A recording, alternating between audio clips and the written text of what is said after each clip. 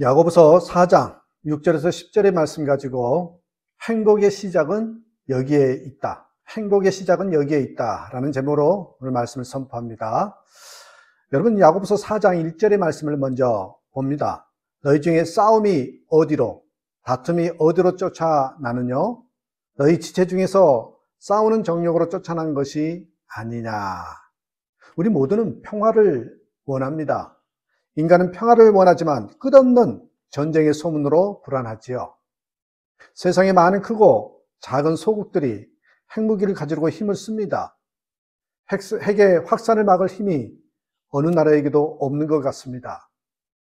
자연의 파괴는 인간의 소비 한없는 탐욕에서 나온 것입니다. 이제 더 이상 인간은 기후변화를 다스릴 능력이 없는 것 같습니다. 이젠 더 이상 금융 자본가들의 탐욕을 어느 국가의 영도가 해결하지 못합니다. 학교의 공교육은 인간을 교육하는 데 실패한 것 같습니다. 사교육도 공교육도 인간의 전인격적인 교육을 위해서 힘쓰지만 인간의 탐욕과 이 유혹의 세력은 더욱 큰 세력을 확장시켜가고 있는 것 같습니다. 어떤 이는 말하기를 예수 그리스도 평화의 왕이시고 평화를 가져오신 분이라면 왜 인류는 예수님이 오신 후에 2000년이 지난 지금까지 싸우고 있는 것이냐고. 아프리카에 어느 가나안 나라가 있어요. 그 가나안 나라의 어린이가 우리는 청결한 삶을 살고 싶다. 도와주십시오. 이렇게 했다고 합시다. 누군가 그들에게 씻을 비누를 주었습니다. 누구도 써도 좋다라는 그런 조건에서 비누를 갖다 준 거지요. 그러나 사람들은 자신을 씻지 아니하고 이게 무엇이냐? 왜 나를 더럽게 놔두냐? 한다면 말이 되지 않습니다. 비누를 줬는데요. 주님은 우리의 비누가 되기를 원하셨고 주님은 우리의 길에 등불이 되신 분입니다. 하나님은 우리에게 이미 많은 것을 주셨습니다. 예비하고 계십니다. 정욕 때문에 가정에도 싸움, 교회에도 싸움, 직장에도 싸움, 나라 간에도 싸우는 것도, 여러분 어린아이들이 장난감 가지고 싸우는 것도 다 따지고 보면 그 원인을 추적해 보면 다 탐욕, 탐심 때문입니다. 사람이 제 욕심 때문에 하나님에게 멀어지고 제 욕심 때문에 분노고 싸우고 시험에 빠지는 것입니다. 인간의 문제를 스스로 해결하지 못합니다. 구함으로 받습니다. 구함으로 받습니다. 어떤 부인은 결혼한 지가 여러 해가 되어도 아이가 없어서 고민하던 끝에 하나님께 매달려 아이를 낳는 분도 있습니다. 어떤 이는 사업에 다 실패해서 거의 포기 상태에 있었는데 간절히 하나님께 기도하였더니 좋은 길이 열려 사업에 성공합니다. 어떤 이는 아주 심한 병에 걸려 희망이 없게 되었을 때 하나님께 금식하며 기도했더니 새 힘이 솟기 시작하고 병이 나아 아주 건강하게 되어집니다. 어떤 사람은 결혼 연령이 되었는데도 마땅한 상대자가 생기지 않아서 남모르는 고민을 하다가 하나님께 구하였더니 좋은 상대자가 나타나 결혼하게 되어 기뻐하는 것을 보지요. 이런 이야기를 하려면 사실은 시간이 부족합니다. 그런데 문제가 하나 있습니다. 우리가 구하면 받는다고 해서 열심히 구했지만 아무리 구해도 받지 못하는 경우가 있습니다. 우리가 건강을 위해서 기도했으나 병에 걸립니다. 사랑하는 사람의 회복을 위해서 기도했는데 그만 세상을 떠나는 경우도 있지요. 물질의 축복을 구하는 기도를 드렸지만 얻지 못합니다. 상급학교 진학을 위해서 기도드렸지만 낙방을 합니다. 왜 그럴까요? 구하였는데도 왜 이런 일이 생겼을까요? 구하여도 얻지 못한 이유가 분명히 있어요. 구하여도 얻지 못하는 이유가 먼저는요, 아직 때가 이르지 않은 까닭입니다. 아직 때가 되지 않았다는 거예요. 그리고 두 번째는 하나님의 기쁘심을 얻지 못한 이유입니다. 하나님의 기쁘심을 얻지 못했다. 구하지 않았거나 정욕으로 쓰려고 잘못 구한 까닭입니다. 야고보서 4장 3절에 구하여도 받지 못함은 정욕으로 쓰려고 잘못 구함이니라. 하나님께서 나와 함께 계시지 않습니다. 라고 말하는 사람이 수없이 많습니다. 이렇게 한번 물어봅시다. 누가 나로 하여금 하나님이 함께 계시지 않게 했나? 누가 나로 하여금 하나님이 함께 계시지 않겠나라는 거예요. 여러분, 기도란 하나님께 그분의 뜻에 맞추어 우리의 소원을 아뢰는 것입니다. 우리는 우리의 관점에서 바람이 있고 구함이 있습니다. 중요한 것은 나의 기도가 하나님의 뜻에 합당한가 하는 것입니다.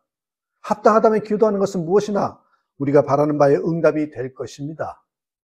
야고보서 4장 6절에서 7절 보십시오. 그러나 더욱 큰 은혜를 주시나니 그러므로 일렀으되 하나님의 교만한 자를 물리치시고 겸손한 자에게 은혜를 주신다 하였느니라. 그런즉 너희는 하나님께 순복할지어다 마귀를 대적하라 그리하면 너희를 피하리라.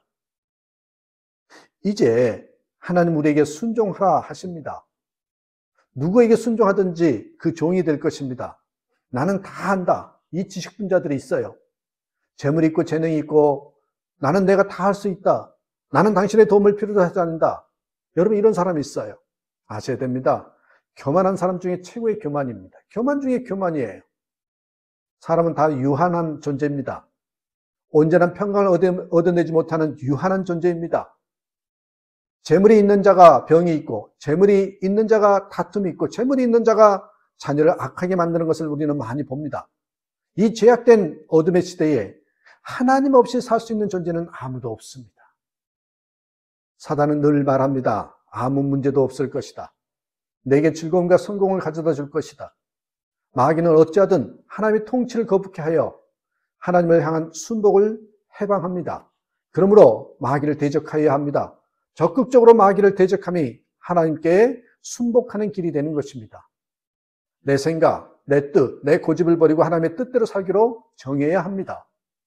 내 몸, 내 시간, 내 재물, 내 마음대로 사용하는데 뭐 어떠냐 하지 말고 하나님의 뜻을 따라 순복하는 성도가 될 때 하나님이 더욱 가까이 해주십니다.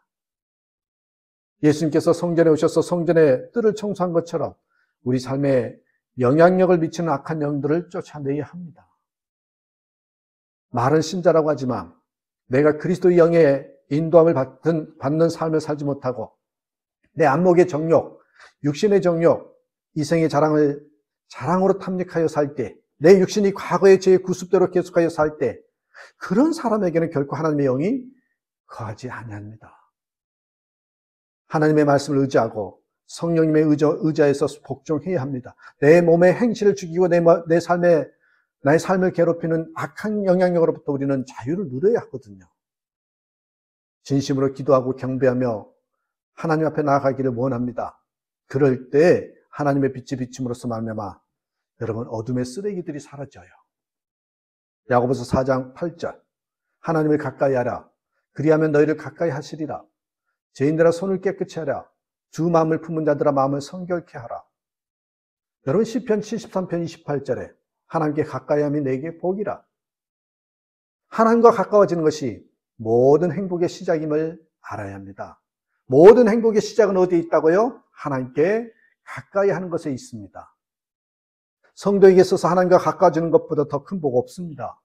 성도의 최대 소원은 하나님을 가까이 하게 되는 것이 바로 목표 설정이 돼야 되고 그렇게 살아야 되는 거예요. 하나님을 가까이 하는 것이 되어야 한다는 겁니다. 평생 소원은 늘 찬송하면서 주께 더 나아가길 원합니다. 이게 우리의 소원이 되어야 된다는 것입니다. 미국의 어느 수영 선수가 잠이 오지 않아서 수영장으로 갔답니다.